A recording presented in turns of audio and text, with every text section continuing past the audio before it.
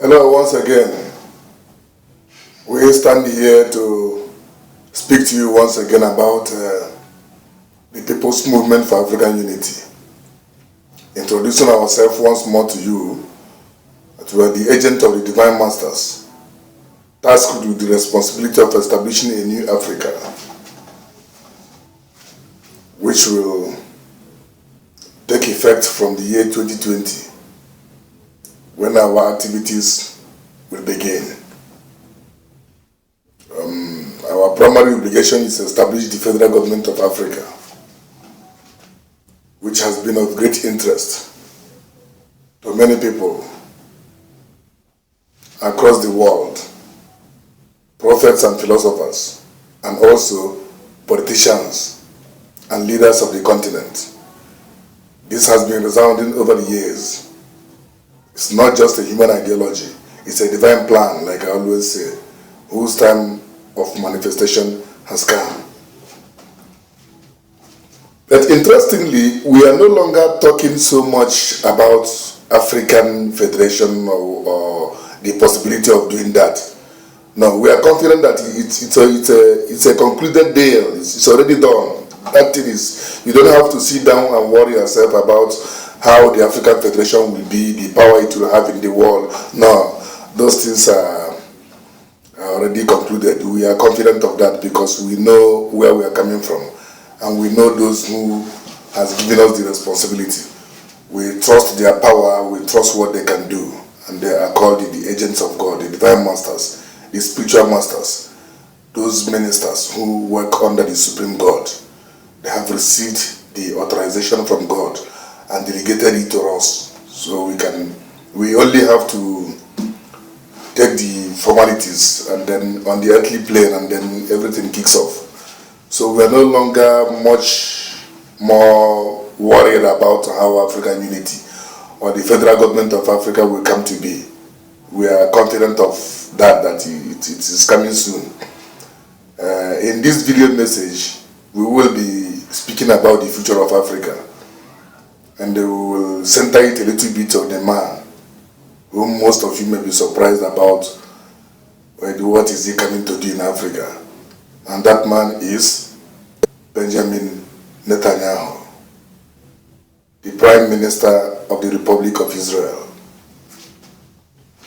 We will tell you a little bit of the history of Benjamin Netanyahu from the revelations we received from the Divine Masters. Because when the Divine Masters want you to do something, they want to use you to carry out a particular mission on earth. They open up some informations that will enable you to know what other people don't know, so you can really know what you are doing and be confident of that. So according to the revelation we received from the spiritual forces, we want to speak specifically about Benjamin Netanyahu, his past and the future. But it is interesting, first of all, to let you know that according to the future of Africa, Africa is going to be the seat of the kingdom of God that was promised by God from the mouths of the prophets of the ancient time. So when we are talking about the federal government of Africa, we use the word federal government as a modern language, but that is what the ancient prophet described as the kingdom of God, that will be established, the kingdom of peace and justice. The federal government of Africa is going to be in alliance with Jerusalem, that is with the state of Israel. That is the brief we can say here. But we are also informed about some troubles that will be happening in the House of Africa. You can call it the House of Africa, you can call it the federal government of Africa, they are the same. So there will be a time in the future, in centuries into the future, when a serious trouble will happen in the House of Africa, serious destruction, serious crisis, very big problem will happen, that a lot of things will be cleared, destroyed in the House of Africa. But we are also made to know that the people of Africa must never panic when that period comes, because it's a period when the Divine Masters will be removing some energy and be able to introduce a new energy. When you see that very crisis happening, it does not mean that Africa is going to end or that Africa is going to lose their powerful position in the world. No, it is a moment that the divine masters had put in place that is necessary to remove some old energies and introduce the new one. So their way of doing that is that they will create a destruction that will clear out some of the things they don't want and be able to introduce the new one. So in connection to Benjamin Netanyahu, the history we've received about Benjamin Netanyahu is that Benjamin Netanyahu was born in ancient Egypt. He was part of the children of Israel that lived in ancient Egypt, and that will follow the Exodus about 3,500 years ago. And he has reincarnated as he is playing a vital role in the state of Israel today. Benjamin Netanyahu is already prepared that he will in the future reincarnate into Africa.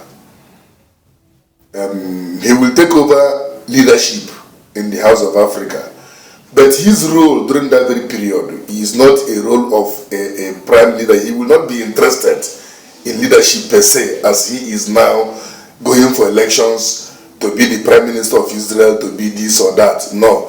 Benjamin Netanyahu will play a role like the type of philosophers or historians or powerful professors, men with knowledge that we see today in the world, most of whom are in the academia, or they have their own personal thing they are doing, but who are laden with great wisdom, capable of handling things. Those type of professors that presidents used to invoke them, to call them to come and bring their ideas on how to solve some problems when we have a problem in a nation. We see that happening today. Some lawyers, some philosophers, some theologians, men with powerful knowledge that the leaders can call at any time of need. That is the position that Benjamin Netanyahu will be occupying when he incarnates into Africa. It might take 1 or 2,000 or 3,000 years into the future. I don't want to quote date here. I don't want to try to be too perfect. No, just to get the message. During that very period of the crisis, every leadership, every corrupt or bad leadership in the House of Africa will be cleared out. And then the House of Africa will remain in a deep trouble. And then that's when Benjamin Netanyahu will come and take over on an interim basis. So when you see that destruction taking place in the House of Africa, the person, after the leaders will be cleared, the person will come and take over the house, the leadership of the House of Africa, to stabilize the ship, because there will be a serious crisis, something like near war and destruction. The person that will come and take over the House of Africa during that interim period will be Benjamin Netanyahu. Where in particular is he going to reincarnate into Africa? We already know, but we will be revealing them later. But when you see those crises happening in the House of Africa, the person that will come and take over as a philosopher, historian, laden with knowledge, will be Benjamin Netanyahu. Once you see that thing happen, the man there is Benjamin Netanyahu, nobody else. But he will take that on an interim basis until the new leader, the effective leader that will come and take the House of Africa forward from that very moment will emerge. And that new leader, when he emerges, then Benjamin Netanyahu, on his interim basis, will humbly hand over power and everything to the new leader. Because Benjamin Netanyahu at that time would not be interested in the leadership the way he is now, because he's playing a very great role. He is actually fulfilling his mandate of leadership in this particular generation.